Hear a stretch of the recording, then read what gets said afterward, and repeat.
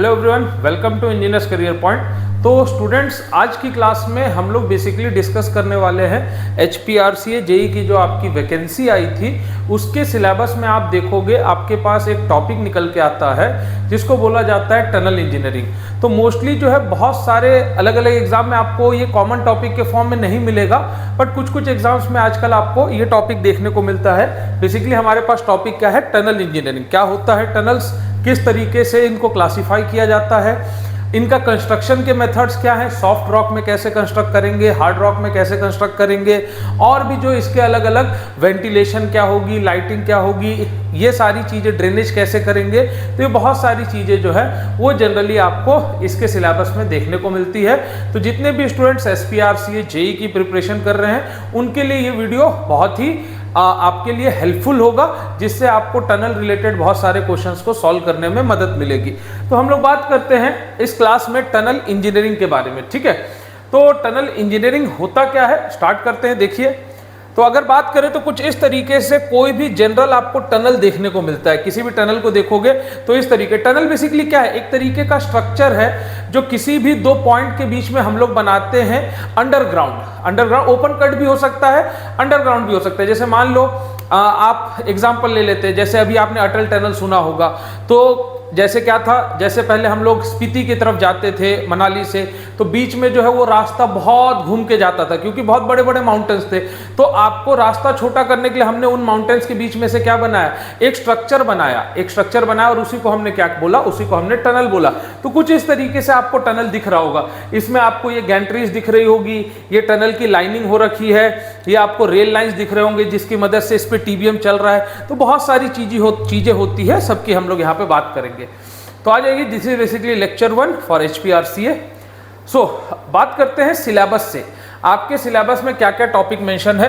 तो starting with first topic, अगर हम बात करें, अगर पहले टॉपिक से हम लोग बात करें तो देखो, that is basically definition and necessity of tunnel. Tunnel की क्यों नेसेसिटी है और टनल का क्या डेफिनेशन है उसकी बात करेंगे, ठीक है। Second is typical section for tunnel for national highway, single and double broad gauge railway track. मतलब रेलवे ट्रैक के लिए कैसा सेक्शन होना चाहिए, ब्रॉड गेज या सिंगल गेज रेलवेज के लिए, हाईवेज के लिए कैसा सेक्शन होना चाहिए। Next is your ventilation necessity and methods of ventilation by blowing exhaust combination and blowing and exhaust. Next is your drainage method of draining water in tunnels and next is your lightning in tunnel and lining in tunnels. तो उन्होंने कहीं ना कहीं lining को भी mention किया है, तो हम लोग इस चीज पे भी जो है डिस्कशन बढ़ाएंगे आगे, ठीक है। तो अगर मैं सिलेबस की बात करूं तो जनरल ये सिलेबस उन्होंने आपको टनल के रिस्पेक्ट में प्रोवाइड किया है और हम लोग इसी के हिसाब से बात करेंगे। तो आइए शुरू करते हैं टनल इंजीनियरिंग। सो बात करते हैं इंट्रोडक्शन से। फर्स्ट ऑफ ऑल है आपके पास डेफिनेशन क्या कहता है, a tunnel is defined as an underground passage.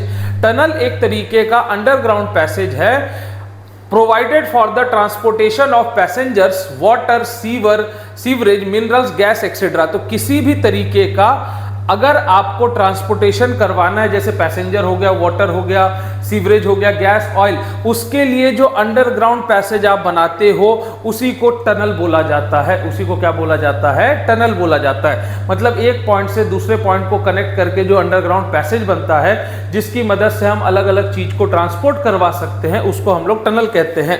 It may be economical for greater depth in comparison to open cut. Sir इसका मतलब क्या है, जैसे बहुत बार क्या होता है, मान लो एक एग्जांपल लेता हूं, जैसे देखो कोई इस तरीके से एक माउंटेन है, ठीक है। यहां पे A पॉइंट है, जैसे मैं यहां खड़ा हूं, पीछे B पॉइंट है, आपको A पॉइंट से B पॉइंट तक क्या है, जाना है। तो इसके लिए एक तो ये तरीका है कि आप ओपन कट बना दो। ये देखो, ये है ओपन कट, मतलब आपने इधर से कट कर दिया, इधर से कट कर दिया और बीच में आपने रोड बना दिया, इसको ओपन कट बोला जाएगा। But at the same time हम अंडरग्राउंड से जो टनल भी बना सकते हैं। तो जब ओपन कट की डेप्थ, जैसे एग्जांपल ये, जब डेप्थ ऑफ ओपन कट बहुत ज्यादा होता है ना, तो उस केस में हम टनल को प्रीफर करते हैं।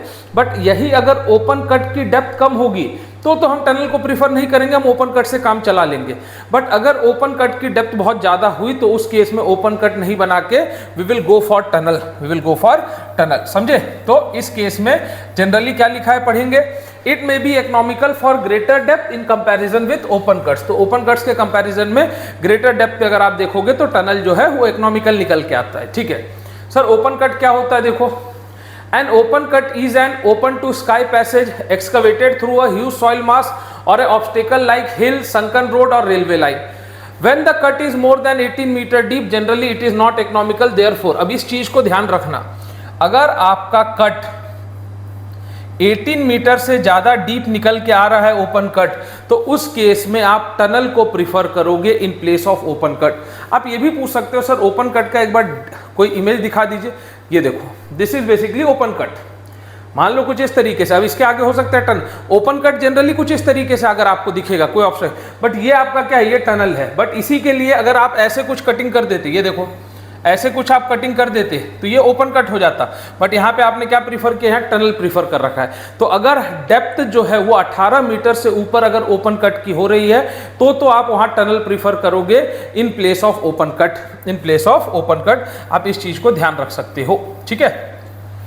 ओके, चलते हैं आगे। We can see for open cut, हम लोग इमेज भी देख सकते हैं, that is also option with us, I think so. Okay, just give me a second. Okay,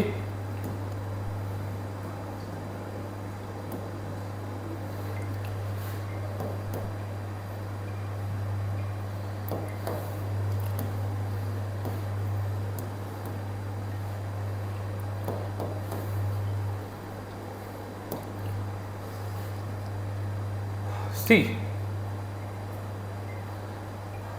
if अगर कोई ऑप्शन होगा, हाँ ओपन कट जैसे ये देख सकते हो, this can be the very good example if we are having any open cut का कोई, हाँ जैसे मान लो कोई ये एग्जांपल हो गया, कोई भी छोटा सा एग्जांपल हम लोग ले सकते हैं, ठीक है।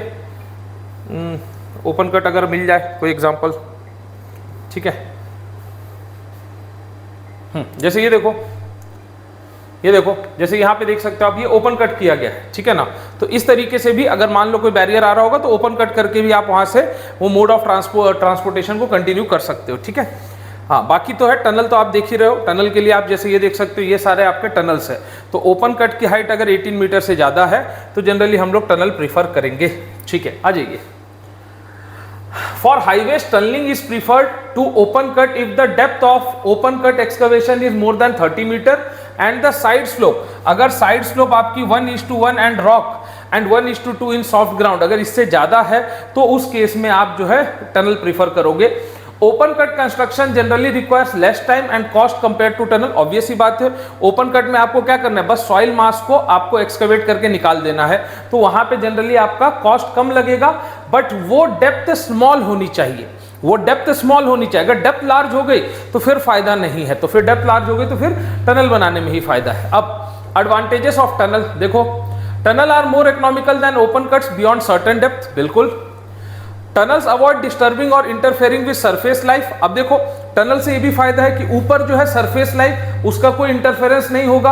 आपने अंडरग्राउंड अपना बना लिया, आपका ऊपर से आपका इंटरफेरेंस भी बहुत कम हो गया, ठीक है। Tunnel prove to be cheaper than bridges और open cuts to carry public utility service like, अब जैसे देखो अगर मान लो आपको गैस के पाइपलाइंस ले जाने हैं तो ब्रिज आप बनाओगे, मान लो कहीं ऑब्स्ट्रक्शन है, तो इन सारी चीजों में जो पब्लिक यूटिलिटी सर्विसेज होती है उसमें कहीं ना कहीं आपका टनल जो है वो ज्यादा बेटर निकल के आता है, किससे, आपके ब्रिजेस से या ओपन कट से, ठीक है। Provided with easy gradient and cost of हॉलिंग is decreased. Tunnel provide flat gradient in hilly areas, obvious सी बात है, अगर आपको हिली एरियाज में कहीं कुछ बनाना है तो वहां पे टनल की मदद से आप फ्लैट ग्रेडियंट बना सकते हो, ये भी आपको फायदा देखने को मिलता है। जैसे एज सच अटल टनल आप देख सकते हो। Tunnel construction under river bed is often economical and convenient than bridge over the river, तो बहुत बार आपने देखा होगा रिवर के नीचे से भी टनल बनाते हैं, ऑब्वियस सी बात है वो ज्यादा कन्वीनियंट देखने को मिलता है। In case of aerial warfare and bombing of cities tunnel would be greater protection, obvious ही बात है, जैसे अभी आपने देखा होगा बहुत जगह पे वॉर्स चल रहे हैं, तो जैसे ही मान लीजिए कोई सायरन बजती है तो वो लोग बोलते हैं किसी टनल किसी बंकर में छुप जाओ जो अंडरग्राउंड स्ट्रक्चर्स है, तो यहाँ पे भी जो है ये यूजफुल निकल के आता है, तो ये भी एक एडवांटेज है, ठीक है। चलिए जैसे ये देख सकते हो, ये एग्जाम्पल्स है, कुछ इमेजेस आप देख सकते हो, कुछ इस तरीके से आपको देखने को मिलता है, ठीक है, कुछ इस तरीके से आपको देखने को मिलता है। अब बात करते हैं क्लासिफिकेशन ऑफ टनल की, जो मोस्ट इंपॉर्टेंट पॉइंट है, ठीक है। क्लासिफिकेशन ऑफ टनल, तो सबसे पहला क्लासिफिकेशन है अकॉर्डिंग टू अलाइनमेंट। तो सबसे पहला क्लासिफिकेशन किसके बेसिस पे है? अलाइनमेंट के बेसिस पे। तो अलाइनमेंट के बेसिस पे आपके पास 4 तरीके से है, जैसे देख सकते हो। First is your offspur tunnel. Offspur tunnels क्या होता है, देखिए, offspur tunnels are generally used when minor local obstacles are present on the way. They are usually constructed along the routes following the cutting through curved alignment or to avoid obstacles. तो अगर आपका minor local obstacles अगर present है तो उस case में आप ऑफस्पर्स tunnels बनाओगे। क्या बनाओगे? ऑफस्पर्स tunnels. These are usually constructed along the routes following or cutting through the curved alignment to avoid obstacles. Second is your saddle और base tunnel. Saddle का मतलब होता है अगर टनल आप वैलीज में बना रहे हो, तो देखो, a saddle or base tunnel is constructed in a valley along the natural slope until the slope does not exceed the ruling gradient. तो जो नेचुरल स्लोप के along अगर वैलीज में आप किसी टनल को बना रहे हो तो उसको हम लोग सैडल या बेस टनल बोलते हैं। कब तक? जब तक नेचुरल स्लोप आपके रूलिंग ग्रेडियंट को एक्सीड ना कर जाए। Next is your slope tunnel. Slope tunnel are constructed in steep hills. जैसे देखो, कुछ इस तरीके का स्टीप हिल्स होगा, तो इसमें आप जो है टनल थोड़ा सा स्लोप पे बनाते हो। तो अगर आपने स्लोप पे टनल बनाया है स्टीप हिल्स में, तो that is basically known as slope tunnel. तो slope tunnel are constructed in steep hills for economical and safe operation of road and railways. Next is your spiral tunnels. Spiral tunnel are provided in narrow valleys in the form of loops. तो spiral tunnel देखो loop के फॉर्म में दिखेगा। जैसे अगर ये देखो, अगर मान लो आपने कुछ इस तरीके से ये लूप दिख रहा है, ये लूप के फॉर्म में आपको जो टनल देखने को मिलता है इसको स्पाइरल टनल बोलते हैं। और इसके कारण जो है टनल की लेंथ इंक्रीज हो जाती है। तो spiral tunnels are provided in narrow valleys in the form of loop in mountainous region. They increase the length of tunnel alignment to avoid steep slope. तो स्टीप स्लोप को avoid करने के लिए generally हम टनल की length को बढ़ाते हैं। स्टीप स्लोप को अवॉइड करने के लिए जनरली हम लोग टनल की लेंथ को बढ़ाते हैं। तो आपके अलाइनमेंट के बेसिस पे जनरली अगर हम बात करें तो आपके पास 4 क्लासिफिकेशन है, ठीक है। चलिए अगला देखिए, अकॉर्डिंग टू पर्पस। पर्पस मतलब हम किस काम के लिए उस टनल को बना रहे हैं। This is basically according to purpose का मतलब है कि आप टनल को किस काम के लिए बना रहे हो। दैट इज बेसिकली 2 तरीके के होते हैं, कन्वेनियंस टनल और ट्रैफिक टनल। कन्वेनियंस टनल मतलब जैसे वाटर सप्लाई के लिए कोई टनल है, सीवरेज के लिए कोई टनल है, तो इनको कन्वेनियंस बोला जाता है। तो कन्वेनियंस मतलब जैसे वाटर सप्लाई, सीवरेज, अगर इसके लिए आप टनल बना रहे हो that is basically convenience. Traffic tunnel मतलब रेलवेज, हाईवेज, इसके लिए अगर कोई टनल हम बना रहे हैं जहां से ट्रैफिक मूव करेगी, तो traffic tunnel include highway tunnel, railway tunnel, pedestrian tunnel, navigation tunnel etcetera. तो इसको जो है इसको हम लोग जनरली क्या बोल देते हैं? ट्रैफिक टनल्स बोल देते हैं, ठीक है। उसके बाद देखो, according to the type of material used in construction या आपके पास ग्राउंड कंडीशन, इसके बेसिस पे अगर हम बात करें तो टनल आपका हार्ड रॉक में हो जाएगा, टनल आपका सॉफ्ट रॉक में हो जाएगा, टनल इन क्विक सैंड है, ओपन कट टनल्स है, टनल अंडर रिवर बेड है और वाटर बियरिंग सॉइल्स है। तो जनरली अगर आप बात करोगे किसमें, type of material used in construction, तो हार्ड रॉक पे, सॉफ्ट रॉक पे, बहुत बार ये भी हो जाता है हार्ड रॉक और सॉफ्ट मटेरियल जियोलॉजी के बेसिस पे आपसे पूछ लेगा। जियोलॉजिकल बेसिस पे अगर आपसे पूछ ले कि कौन से तरीके से हम क्लासिफाई करेंगे, तो 2 तरीके से आप बोल सकते हो, टनल इन हार्ड रॉक और टनल इन सॉफ्ट रॉक, ठीक है ना। तो इस तरीके से भी हम यहाँ पे बता सकते हैं, ठीक है। चलिए, तो हमने कुछ क्लासिफिकेशन देख लिए। नाउ टनल्स के केस में कुछ टर्मिनोलॉजीज देखते हैं। जैसे अगर मैं एक टनल कंसीडर करूं तो टनल के टॉप मोस्ट पोर्शन को क्या बोला जाएगा, बॉटम मोस्ट पोर्शन को क्या बोला जाएगा, साइड्स को क्या बोला जाएगा, मिडिल पोर्शन को क्या बोला जाएगा, that is basically known as terminology. तो first thing is your crown, the upper most part of the tunnel. कभी आपने सुना भी होगा क्राउन क्या होता है? सबसे जो अपर मोस्ट चीज होती है उसको हम लोग जनरली क्या बोलते हैं? उसको हम लोग क्राउन कहते हैं। जो सबसे वो अपर मोस्ट चीज होती है उसको जनरली हम लोग क्या कहते हैं? उसको हम लोग क्राउन कहते हैं। तो जैसे यहाँ पे आप देख भी सकते हो, मैंने इमेज भी रखा है, ये देखो, इस सेक्शन को देखोगे, ये दिख रहा है, ये जो टॉप मोस्ट पार्ट है, इसको ये जनरली अगर देखोगे इसको क्राउन बोला जाता है। इसको क्या बोला जाता है? क्राउन। तो crown is basically the top most part. अगला देखो, अगला है आपका ड्रिफ्ट एंड हॉरिजॉन्टल एक्सकवेशन। ये ड्रिफ्ट क्या होता है? जो हॉरिजॉन्टल एक्सकवेशन मतलब बेसिकली जो हॉरिजॉन्टल एक्सकवेशन आप करते हो टनल के अंदर, that is basically known as drift. मतलब हॉरिजॉन्टल डायरेक्शन में जो एक्सकवेशन होगी that is basically known as drift. Drift एक मेथड भी है, ड्रिफ्ट एंड बेंचिंग मेथड अगर आप देखोगे, है कि नहीं, तो वो एक मेथड भी है टनलिंग का। First is your crown, second is your drift, third is heading. Heading क्या है? The excavated face of tunnel. तो जो टनल का एक्सकवेटेड फेस है उसको हेडिंग बोला जाता है, ठीक है ना। तो जो टनल का एक्सकवेटेड फेस है, ये देखो ये फेस दिख रहा है आपको, ये दिख रहा है ये फेस, ये टॉप हेडिंग है, ये बॉटम है, ये बेंच है। तो ये जो excavated face of the tunnel है इसको हम लोग हेडिंग कहते हैं, इसको हम लोग क्या कहते हैं? हेडिंग, ठीक है। चलिए आगे देखो, invert the bottom floor of the tunnel. तो जो टनल का जो बॉटम मोस्ट फ्लोर है इसकी अगर बात करें, ये देखो ये जो बॉटम फ्लोर आपको दिख रहा है इसको इन्वर्ट कहा जाता है। तो जो बॉटम मोस्ट फ्लोर है इसको इन्वर्ट, जैसे ये सर्कुलर शेप है, ये हॉर्सशू है, ये वर्टिकल वॉल आर्च रूफ है, ठीक है, तो इसको बोलते हैं इन्वर्ट। तो invert is the bottom of the floor of the tunnel. Next is your wall, the side of the tunnel. तो जो टनल का साइड है उसको जनरली क्या बोला जाएगा? उसको हम लोग वॉल बोलेंगे। तो जो साइड है टनल का उसको क्या बोला जाएगा? That will be basically wall. Sixth is your portal. Portal मतलब जो टनल का एंट्रेंस है, ये देखो जहां से आप टनल में एंटर करते हो that is basically known as portal. जहां से हम टनल के अंदर एंटर करेंगे that is basically known as portal, ठीक है। Seventh is your spring line. Spring line क्या होता है? The line at which the tunnel wall breaks from sloping outward to sloping inward towards the crown. ये देखो यहां पे अगर आप ध्यान दोगे तो यहां स्लोप जो है आउटवर्ड है, यहां पे आके स्लोप इनवर्ड हो रहा है। तो ये जो चेंज दिख रही है ना इतने के बीच में, इसको स्प्रिंग लाइन कहा जाता है। तो स्प्रिंग लाइन मतलब वो जगह है जहां आपका जो है टनल आउटवर्ड से इनवर्ड की तरफ उसका स्लोप आ रहा है, इसको बोलते हैं स्प्रिंग लाइन। इसको क्या बोलते हैं? Spring line. तो देख सकते हो, the line at which the tunnel wall breaks from sloping outward to sloping inward toward the crown, इसको बोला जाता है spring line. Now next is your station, the distance measured from the portal chainage. तो ये इसी को क्या बोलते हैं? स्टेशन बोलते हैं। तो स्टेशन क्या है? जो distance measured from the portal या chainage that is basically known as station. तो किसी भी अगर आप एक किसको देखोगे, एक टनल के शेप को देखोगे तो उसमें आपको crown, invert, spring line, station, आपके पास वॉल, हेडिंग, ये सारी अलग अलग चीजें देखने को मिलती है। तो एक छोटा सा क्वेश्चन बना के दे देगा, स्प्रिंग लाइन क्या होता है, आपका ड्रिफ्ट क्या होता है, हेडिंग क्या होती है, और उसके बाद वॉल्स क्या होते हैं। तो कोई भी अगर क्वेश्चन देगा तो हम उसको आराम से सॉल्व करके दे देंगे अगर हमने ये चीज याद है। जैसे ये टॉप हेडिंग है, ये बेंच है, ये बॉटम है, ये वॉल है, ये सारी चीजें आपको देखने को मिलती है। तो आई होप ये चीज आपको क्लियर हो गई होगी। चलते हैं हम लोग आगे। अब आगे बात करते हैं शेप ऑफ टनल की। मतलब किसी भी टनल का अगर क्रॉस सेक्शन आप कट करोगे तो उस टनल का शेप कैसा दिख रहा है, तो उसके बेसिस पे भी टनल को हम लोग जो है अलग अलग तरीके से क्लासिफाई करते हैं। जैसे सबसे पहला है, the shape of the tunnel depends upon following factor. Obvious ही बात है, आपका नेचर कैसा है सॉइल और रॉक का, प्रेशर ऑफ ग्राउंड कैसा है, पर्पस ऑफ टनल कैसा है। जैसे मान लो कोई एक सर्टेन शेप है जो प्रेशर को अच्छे से डिस्ट्रीब्यूट नहीं कर सकता है, कोई एक शेप है जो प्रेशर को अच्छे से डिस्ट्रीब्यूट नहीं कर सकता है, तो वहां पे हम वो शेप का टनल नहीं बनाएंगे, हम किसी दूसरे शेप का बनाएंगे।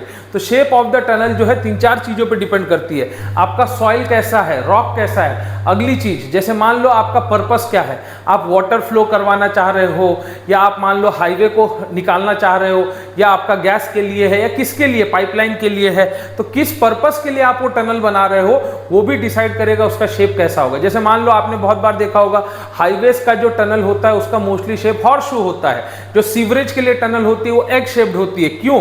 क्योंकि वो पर्पस के बेसिस पे है कि अगर ये आपका सर्टेन पर्पस है तो हम इस तरीके का टनल बनाएंगे। तो the shape of the tunnel depends upon following factor, nature of soil और rock, pressure of ground, purpose of tunnel, the usual cross section adopted for tunnels are listed below। तो नीचे हमने बहुत सारे जो अलग अलग तरीके के क्रॉस सेक्शन है उसको रखा है। तो सबसे पहला है सर्कुलर सेक्शन। जैसे एग्जांपल के लिए आप ये देख सकते हो, ये सर्कुलर का ही इमेज है, ये दिख रहा है, ये प्योरली सर्कुलर का ही इमेज है। तो बात करते हैं सर्कुलर सेक्शन की। तो देखो, a circular section offers greater resistance to external pressure caused by water या वाटर बियरिंग सॉइल्स और सॉफ्ट ग्राउंड। तो जो सॉफ्ट ग्राउंड से एक्सटर्नल पानी वानी के कारण जो प्रेशर आता है ना, तो सर्कुलर सेक्शन जो है उसके लिए बहुत अच्छा रेजिस्टेंस ऑफर करता है। It is best suited for resisting internal and external pressure.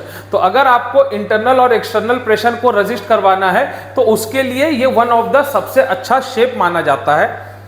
It provides greater cross sectional area for given perimeter, मतलब फॉर सर्टेन गिवन पेरीमीटर, अगर पेरीमीटर एक सर्टेन गिवन पेरीमीटर ले लोगे तो उसके करस्पॉन्डिंग आपको क्रॉस सेक्शनल एरिया अच्छा खासा निकाल के देता है, सबसे ज्यादा निकाल के देता है। इसको जनरली यूज किया जाता है वाटर कैरिंग टनल्स या सीवर। वाटर कैरिंग टनल्स मतलब HRT, हेड रेस टनल्स। क्या होता है?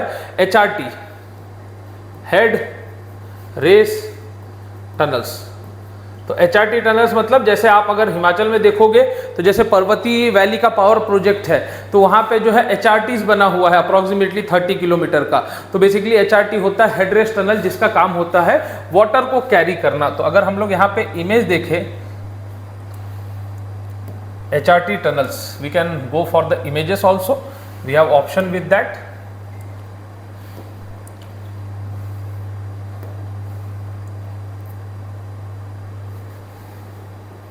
See, ये देखो, ये हो सकता है, ये देखो है ना हेडरेस्ट टनल, ये देख रहे हो, this is basically circular section. Headrest tunnel जो है HRT आपका कैसा है? सर्कुलर है, सर्कुलर शेप आपको देखने को मिल रहा है, ठीक है ना। ये होता है HRTs, ठीक है, इसको बोला जाता है हेडरेस्ट टनल्स, ठीक है, जनरली, ठीक है। तो अलग अलग जगह पे जैसे ये देख रहे हो, ये कैसा है? सर्कुलर शेप में है। तो वाटर कैरी करना अगर है तो उसके लिए आप सर्कुलर, बट हाँ सीवरेज की जब बात करोगे तो वहां पे हम एग शेप पे आ जाते हैं। ध्यान रखना, क्यों? क्योंकि वहां पे हमें सेल्फ क्लींजिंग वेलोसिटी मेंटेन करनी होती है, तो वो एक बड़ा फैक्टर वहां पे निकल के आता है, ठीक है। चलिए वी विल मूव फर्दर, ठीक है। आगे देखिए, it is best suited in non cohesive soil. Cohesive, non cohesive soil मतलब जैसे जो सॉइल के पास कोहेसिवनेस नहीं होती है। उसके बाद it is suitable for tunnels driven by shield method, ये ज्यादा सुटेबल होता है जिस टनल को आप लोग शील्ड मेथड से ड्राइव करते हो। इसके बारे में भी हम लोग फर्दर क्लासेस में बात करेंगे। अब डिसएडवांटेजेस है कुछ, क्या? It is not suitable for road railways because flat base is required. अब रोड और रेलवेज में क्या दिक्कत है? देखो, रोड और रेलवेज के लिए हमेशा टनल में एक फ्लैट बेस होना चाहिए। अब इस केस में आपको फ्लैट बेस नहीं मिलेगा, और फ्लैट बेस नहीं, क्योंकि देखो जनरली क्या है, जब आप टनल बनाओगे तो आपके पास एक फ्लैट बेस होना बहुत जरूरी है, क्योंकि गाड़ी तो उससे पास होगी। तो वो नहीं होने के कारण ये टनल के साथ थोड़ी सी, ये सेक्शन के साथ थोड़ी सी डिसएडवांटेज निकल के आती है। दूसरा, it is difficult to place the concrete lining in circular. और सर्कुलर टनल में कॉन्क्रीट लाइनिंग भी बहुत डिफिकल्टी से होता है, क्योंकि इसमें भी दिक्कत आती है। तो सर्कुलर के केस में कॉन्क्रीट लाइनिंग भी करने में आपको थोड़ी दिक्कत आएगी। अब ये शेप आप यहाँ पे देख सकते हो, मैंने एक शेप रखा है, this is basically circular shape, आपको जो टनल का यहाँ पे दिख रहा होगा, ठीक है। चलो next we can go with D section और segmental roof section.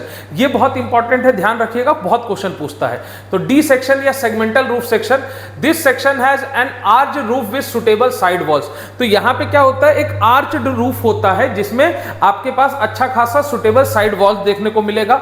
The segmental roof takes the external load and transfers it on the vertical. तो जो सेगमेंटल रूफ है ना, जो आर्च रूफ है, वो लोड अपने पे लेगा और साइड के वॉल्स पे वो लोड को क्या करता है, ट्रांसफर कर देता है। It is generally used when the tunnel is constructed in rock और हार्ड सॉइल्स। तो अगर टनल आपका रॉक या हार्ड सॉइल्स में कंस्ट्रक्ट हो रहा है तो उसके लिए यूज होते हैं। It is most suited in rock tunnels, तो रॉक टनल्स के लिए बहुत अच्छा है। अब एक सवाल पूछेगा, ध्यान रखिएगा, जनरली सबवेस और नेविगेशन टनल के लिए हम लोग इसको अच्छा खासा यूज करते हैं। तो सबवेस या जो नेविगेशन टनल्स होता है उसके लिए ये शेप बहुत सुटेबल है।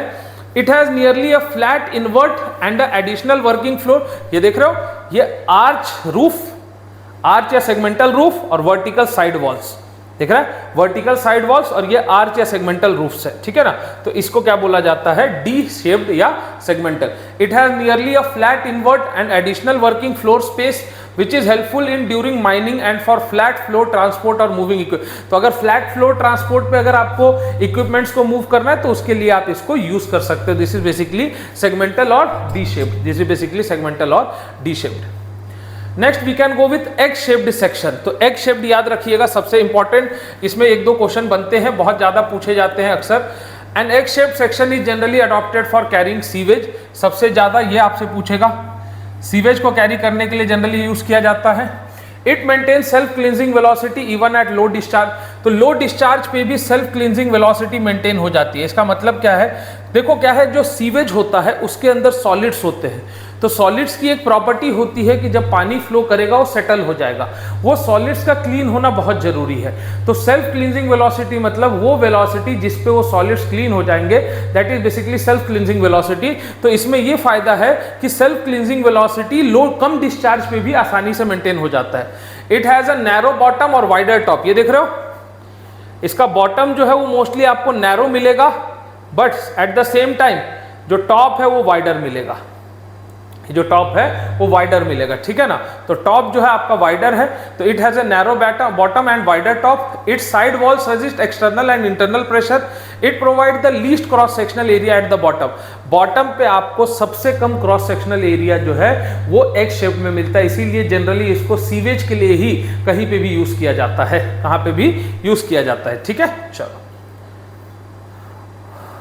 आगे चलिए, बात करते हैं एलिप्टिकल सेक्शन की। एलिप्टिकल सेक्शन क्या है? This section is narrow at the base, therefore it can not be used where flat base is required. It is used in the ground softer than rock. अगर आपका ground rock से soft है तो generally use करोगे। Its major axis is kept vertical to provide better resistance. It is generally for carrying water and sewage. तो sewage और water के लिए हम जनरली इसको यूज कर लेते हैं एलिप्टिकल को, ठीक है। हाँ, most important now with us is horse shoe section. Horse shoe, तो जो हाईवे टनल्स होते हैं उसके लिए सबसे ज्यादा इसी को प्रेफर किया जाता है। This is the most popular tunnel section. It has a semi circular roof with arched side and a curved invert. It is suitable for soft rock. It is commonly used for highways and railways. तो highways and railways के लिए अगर आपसे कोई पूछेगा कि सबसे ज्यादा क्या यूज होता है, तो होता है horse shoe. It is suitable for carrying water and sewage, उसके लिए भी है। Because of the inverted section it gives good resistance to external pressure. Horse shoe continue, it is the best suited for traffic purposes. Its floor is nearly flat, which gives more working space for construction and transport during construction. It is relatively difficult to construct compared with simple rectangular shape. तो simple rectangular shape से अगर देखोगे तो generally इसका construction थोड़ा बहुत difficult निकल के आता है, बट हाँ, this is one of the best section जो आप बोल सकते हो हाईवेज और रेलवेज के लिए जनरली हम लोग यूज कर सकते हैं। वी हैव शेप विथ, ये देखो ऐसा शेप होता है, ये अगर आप देखोगे तो some this kind of shape is what, ये देखो इसको हॉर्स शू बोला जाता है, ठीक है ना। ये इन्वर्टेड है, यहाँ पे वॉल्स है, नीचे देख रहे हो, तो ये इसको क्या बोला जाता है? हॉर्स शू शेप्ड सेक्शन बोला जाता है, ठीक है। तो आई होप आपको ये समझ में आ गया होगा कि horse shoe shape. We can go for images also if we have.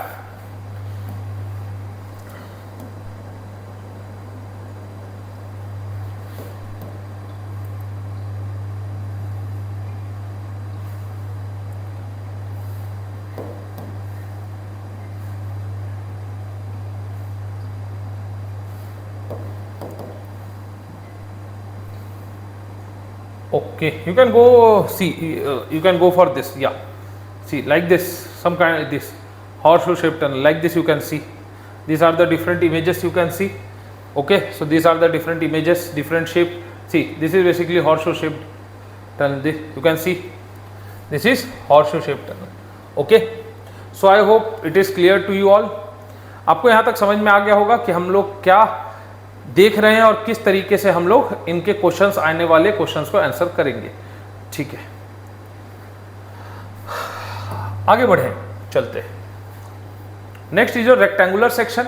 Rectangular section basically box section, इसको आप बॉक्स भी बोल सकते हो। आरसीसी का जो बॉक्स होता है that can be rectangular. It is in the form of reinforced concrete box and is most suitable in cut and cover tunnel. तो जो कट एंड कवर टनल होता है, मतलब आप कट करते हो फिर उसको कवर करते हो, तो जैसे कट करोगे आप बॉक्स रख दोगे, उसके ऊपर से आप कवर कर दोगे, तो जो कट एंड कवर टनल्स होते हैं उसके लिए ये सबसे अच्छा होता है। पेडेस्ट्रियन ट्रैफिक, कहीं पे भी अगर आपको पेडेस्ट्रियन ट्रैफिक रखना है तो इसके लिए यूज है। Generally difficult to construction for deep tunnel, deep tunnel के लिए इसको नहीं कंस्ट्रक्ट करते हैं। To obtain the required shape of tunnel, timber supports में भी यूज ड्यूरिंग कंस्ट्रक्शन।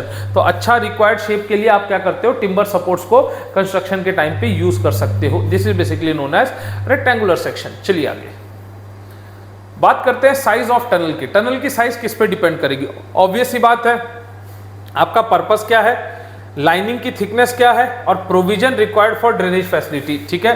पहले तीन फैक्टर्स क्या है? Size of tunnel depends on purpose of tunnel. Obvious ही बात है, वाटर को लेके जाना है या ट्रैफिक लेके जाना है या आपके पास पाइपलाइंस लेके जाना है, क्या पर्पस है? थिकनेस, लाइनिंग की थिकनेस कितनी है, ठीक है। Provision required for drainage facility, उसके बाद cross section required to handle the volume of traffic, और next is your nature of traffic. तो ये 5 चीजें हैं जो डिसाइड करेगी आपके टनल की लेंथ कितनी होगी। ये 5 चीजें मोस्टली जो है डिसाइड करती है, सॉरी दिस 5 थिंग डिसाइड करती है कि आपके टनल का साइज क्या होगा। तो हमने जो है अभी तक किन चीज़ों के बारे में बात की, हमने टनल के बारे में बात किया, हमने क्लासिफिकेशन देखा based on alignment, convenience, rock material जो यूज्ड है या जियोलॉजिकल बेसिस पे, और भी बहुत सारी चीज़ें हमने। शेप्स देखे, सर्कुलर शेप की बात की हमने, एलिप्टिकल की बात की, सेगमेंटल रूफ की बात की, तो हमने उसके बाद हॉर्स शू की बात की। तो अलग अलग हमने शेप्स देखे, ठीक है। अब आगे चलते हैं कुछ और पॉइंट्स के साथ। नेक्स्ट चलते हैं आगे, बात करते हैं कुछ और पॉइंट्स की। तो जिसमें है एक basically investigation for tunnel site. तो जो टनल साइट है उसके लिए क्या क्या हम लोग इन्वेस्टिगेशंस कैरी आउट करते हैं, मतलब बेसिकली अगर आपको एक टनल के लिए कोई साइट डिसाइड करना है, so for investigation of tunnel sites the information required includes. तो किसी भी एक टनल साइट की इन्वेस्टिगेशन के लिए हमारे पास क्या क्या इंफॉर्मेशन होना चाहिए। So first is your geology of soil या rock.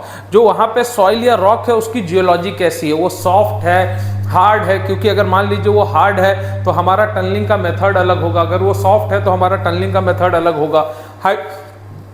Hydrology in the surrounding propose tunnel site. Tunnel site जहाँ पे प्रपोज हुआ है उसके आसपास की सराउंडिंग्स कैसी है, इसकी भी बात कर सकते हैं। Frequency of foul gases, temperature of near by soil, physical and mechanical strength of soil rock masses. जैसे हमें जो सॉइल या रॉक है उसकी टेस्ट करनी पड़ती है, अलग अलग शेयर स्ट्रेंथ की टेस्ट हो गई, लिक्विड लिमिट अगर सॉइल है तो जितने भी सॉइल मैकेनिक्स में आप टेस्ट पढ़ते हो, या रॉक है उस रॉक की स्ट्रेंथ की टेस्ट करनी पड़ती है। तो ये सब टेस्ट भी रिक्वायर्ड होते हैं, क्योंकि ये टेस्ट से ही पता चलेगा कि उस जो रॉक या उस सॉइल की स्ट्रेंथ कितनी है और उसमें हम लोग किस मेथड से टनलिंग करेंगे। Next is your location of rocks and geological features.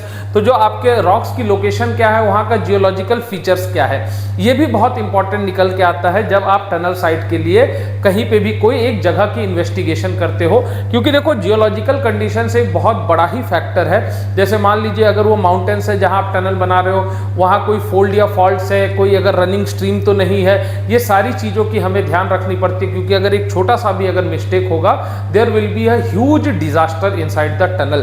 तो आपको ये सारी चीजें ध्यान रखनी पड़ती है जब एक बार आप इन्वेस्टिगेशन करते हो टनल साइट के लिए। तो उसमें मोस्टली बहुत सारे पॉइंट्स हैं जो हमें यहाँ पे कवर करने होते हैं, ठीक है। अब एक बार ये कंप्लीट कर लिए तो अब चलते हैं setting out of alignment of tunnel. किसी भी टनल के अलाइनमेंट को आप कैसे सेट आउट करोगे ये भी जानना जरूरी है। जैसे मान लो मुझे एक टनल बनाना है तो उसका अलाइनमेंट हम कैसे सेट आउट करेंगे। तो फर्स्ट पॉइंट देखिएगा, setting out is defined as the marking the centre line और alignment of any construction work on the ground.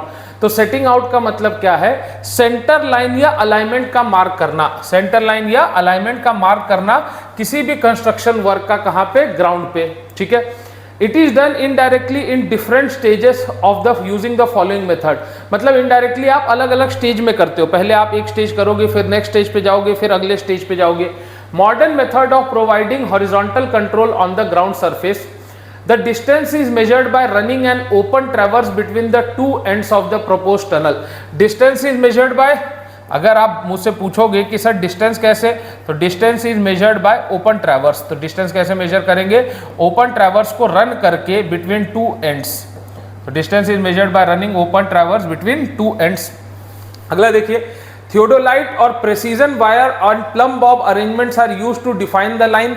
Line को हम कैसे डिफाइन करेंगे, तो line is basically defined by theodolite हो गया, प्रेसिजन वायर से आपके पास प्लम बॉब्स होते हैं, इन सब की अरेंजमेंट की मदद से जो है आप लाइन को डिफाइन करते हो। तो थियोडोलाइट और precision wire and the plumb bob arrangements are used to define the line, मतलब आप उस लाइन को डिफाइन करोगे, ठीक है। A visible vertical plane is set up over the alignment. Alignment के ऊपर एक visible vertical plane बनाओगे।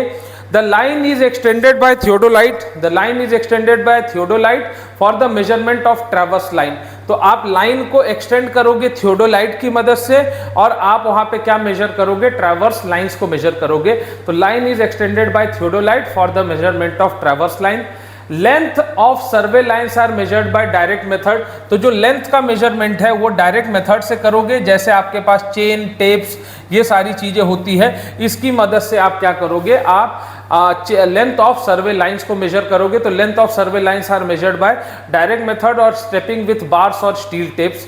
Tunnel alignment is carried out by triangulation. अब इस चीज को ध्यान रखिएगा, बहुत बार क्वेश्चन पूछता है, टनल की अलाइनमेंट को आप ट्रायंगुलेशन की मदद से कैरी आउट करते हो, ठीक है। तो most number of asked question है यहाँ से कि टनल की अलाइनमेंट को जो है हम कैसे कैरी आउट करेंगे, तो it is carried out using the method known as triangulation, और ट्रायंगुलेशन आप सर्वे में बहुत डिटेल में पढ़ते हो। तो अगर हम बात करें टनल अलाइनमेंट की, is carried out by triangulation. कैसे कैरी आउट, और कौन सा ट्रायंगुलेशन, विश्वेश triangle method and theodolite methods are used to connect two end of underground tunnel.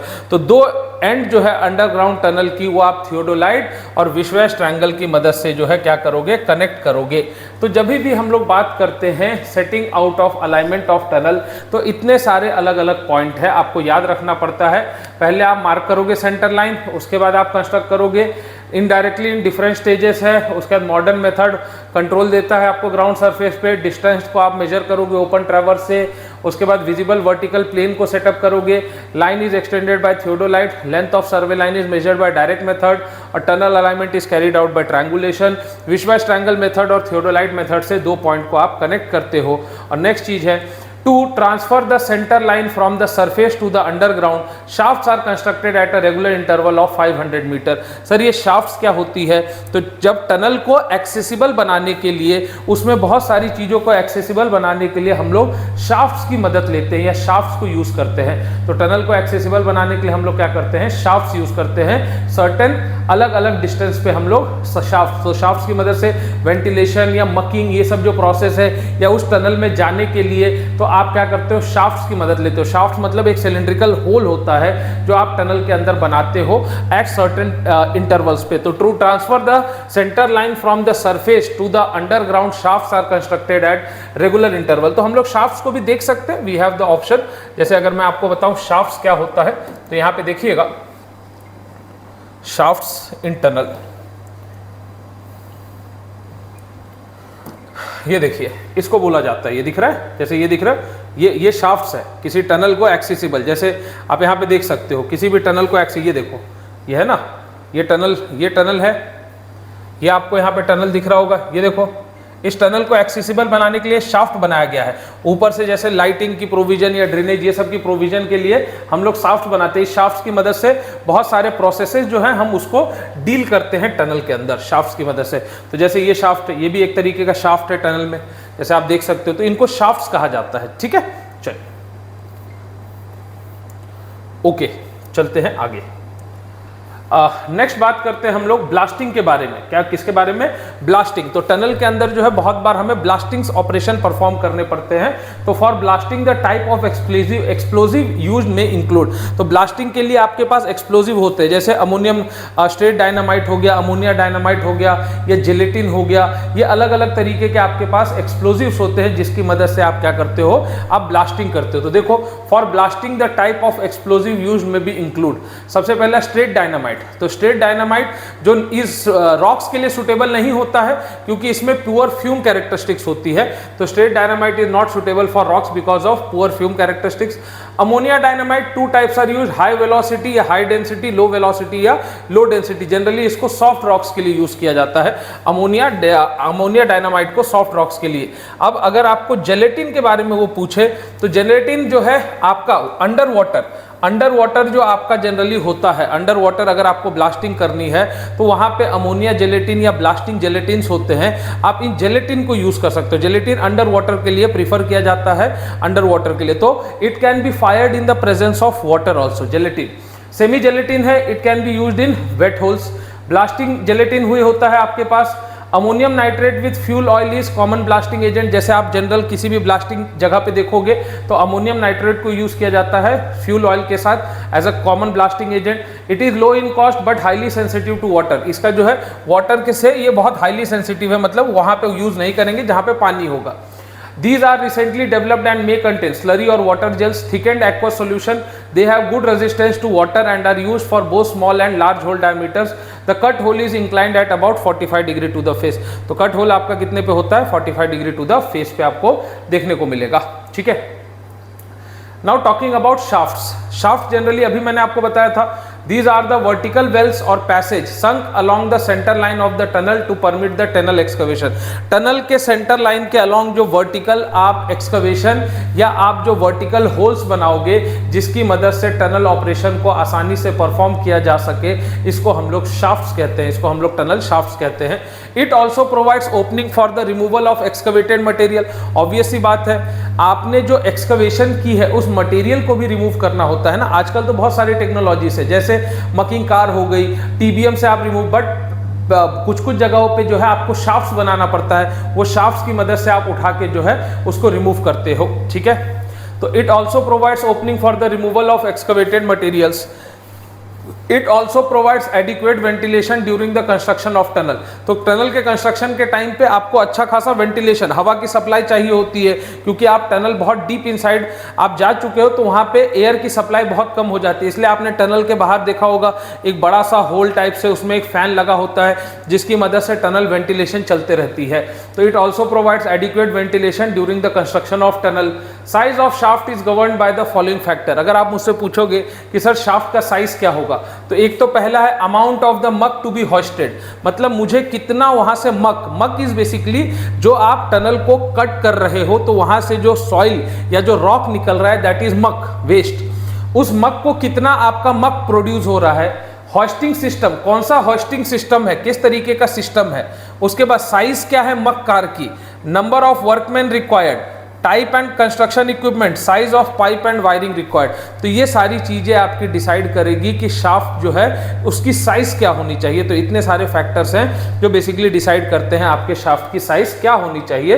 तो this are the basically factors. तो हमने शाफ्ट के बारे में देखा, हमने ब्लास्टिंग के बारे में देखा, हमने इंस्पेक्शन के बारे में देखा, हमने सेटिंग आउट के बारे में देखा। अब चलते हैं कुछ क्वेश्चंस करते हैं आज के लेक्चर 1 में, and then we will move to next lecture with आपके पास अलग अलग जो मेथड्स होते हैं आपके पास। जैसे मान लो अगर टनलिंग आपको सॉफ्ट रॉक में करना है, टनलिंग हार्ड रॉक में करना है, तो नीडल बीम है, 4 पोलिंग है, ड्रिफ्ट एंड बेंच है। तो ये मेथड्स क्या है उसके बारे में, then we will go with ventilation, drainage and lighting and lining. Okay, so यहाँ पे देखिए आप लोगों को आंसर करना है क्योंकि हमने पूरी थियरी पढ़ा दी है। तो फर्स्ट क्वेश्चन क्या बोल रहा है, match list 1 with list 2 and select the correct answer using the codes given below. List 1 he is giving the shape of the tunnel, list 2 में है एट्रीब्यूट ऑफ प्रीफरेंस, आप प्रीफर क्या करोगे। तो जैसे अगर हम बात करें हॉर्स शू की, ठीक है ना, तो हॉर्स शू सेक्शन है, सर्कुलर है, एग शेप्ड है, सेगमेंटल। अब देखो बहुत बार ये है ना कि अगर आपको कुछ चीजें यहाँ पता है तो आपकी जिंदगी थोड़ी आसान हो जाती है। जैसे एग शेप्ड के हमने बात की थी ना, एग शेप्ड की हमने कब किस में बात की थी, ये देखो, give self cleansing velocity even in dry weather. Dry weather में भी आपको सेल्फ क्लींजिंग वेलोसिटी दे देता है, बिल्कुल।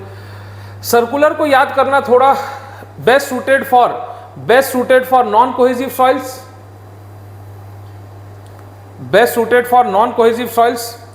सेगमेंटल रूफ सेक्शन की अगर बात करें तो सुटेबल फॉर सबवेस, और हॉर्स शू की बात करें तो आपके पास क्या हो जाएगा, सॉफ्ट रॉक्स। ठीक है, तो अगर हम बात करें 315, बी का क्या है, बी का हमें दिख रहा है 3, सी का हमें दिख रहा है 1 और डी का हमें दिख रहा है 5। तो ये देख रहे हो 315 कहीं और है क्या, 315 कहीं और नहीं है। तो आपके पास ए का क्या आ जाएगा 2, क्योंकि हॉर्स शू में याद करो generally suitable for soft rock आप बोल सकते हो, तो जनरली ए का हो जाएगा 2। So your answer will B D, your answer will B D. तो ऐसे भी अगर देखो 1-2 का भी अगर आपको अच्छे से पता है ना तो आंसर करना आसान हो जाता है। तो ऐसा जरूरी नहीं कि आपको सारे याद हो, आपको बेसिक याद रखना है। जैसे हॉर्स शू हाईवेज रेलवेज के लिए best suited, circular shield method से बनाएंगे, नॉन कोहेसिव सॉइल के लिए सुटेबल है, बहुत सारी लाइनिंग हार्ड है उस पर, एग शेप जो है सीवरेज के लिए है, जो डी है वो सबवेज या नेविगेशन के लिए है। तो ऐसे सवाल जब पूछेगा तो आपको एक आइडिया होना चाहिए, और आइडिया होगा तो आप आसानी से उसका आंसर बता दोगे। I hope. चलते हैं आगे। Tunnel alignment is carried out by, अभी बताए थे आपको टनल अलाइनमेंट कैसे कैरी आउट करते हैं। Tunnel alignment is carried out by, question पढ़ा था हमने, क्या मेथड था, तो tunnel alignment is carried out by triangulation, अभी हमने पढ़ा था।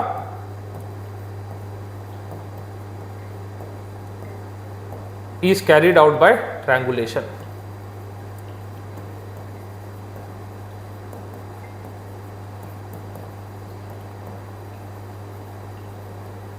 ठीक है, विल मूव फर्दर। आइए coming on to next question, क्या बोल रहा है, विच of the following explosive is best suited for under water blasting. तो अंडर वाटर ब्लास्टिंग के लिए कौन सा अच्छा होता है? जनरली अगर आप मुझसे पूछोगे तो ब्लास्टिंग जेलेटिन जो अगर हम बात करें तो अंडर वाटर के लिए blasting gelatine is very good, ठीक है ना। तो अंडर वाटर के लिए जेलेटिन, उसमें भी ब्लास्टिंग जेलेटिन जो है वो आपका अच्छा होता है अंडर वाटर के लिए, ठीक है। Moving on with fourth question क्या बोल रहा है, circular section of tunnel is not suitable for. Circular section कब सुटेबल नहीं होता है?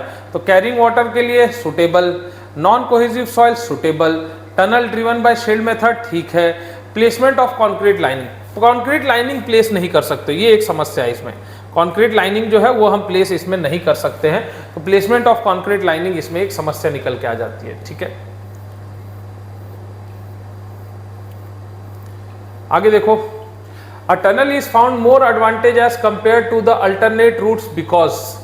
टनल जो है ज्यादा एडवांटेजेस क्यों हो जाता है as compare to alter? Remains free from snow, reduces the cost by reducing the route distance, reduces the maintenance cost, ठीक है। तो ऑल ऑफ द अबव के साथ जाया जा सकता है, क्योंकि टनल जो है आपका एडवांटेजेस हो जाता है, स्नो से फ्री है, आपकी रूट को भी छोटा कर देता है, ठीक है। तो आप बोल सकते हो ऑल ऑफ द अबव, ठीक है। Moving on with sixth number question. Sixth क्या पूछा है, geologically how many classes of tunnel are recognised. तो जियोलॉजिकली बेसिस पे अगर बात करोगे तो हार्ड रॉक या सॉइल एंड सॉफ्ट रॉक या सॉइल। तो जियोलॉजिकल बेसिस पे अगर हम बात करें तो ये दो था जियोलॉजिकली ये दो था, तो यहां से हम बोल सकते हैं answer will be our two, ठीक है। चलो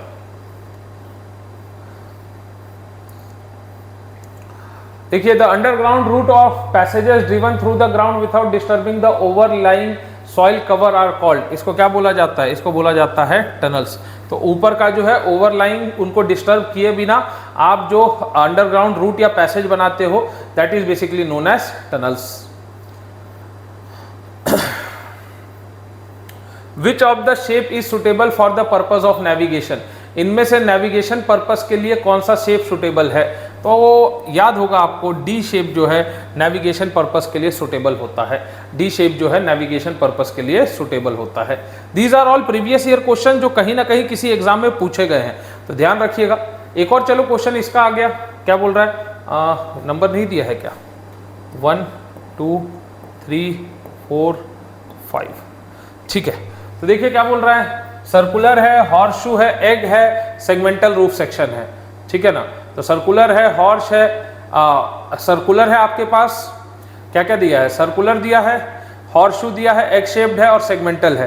तो सेगमेंटल तो आपको पता है सबवेस, फिर से डी का 5 तो मुझे पता है, सेगमेंटल का है सबवेस, ठीक है।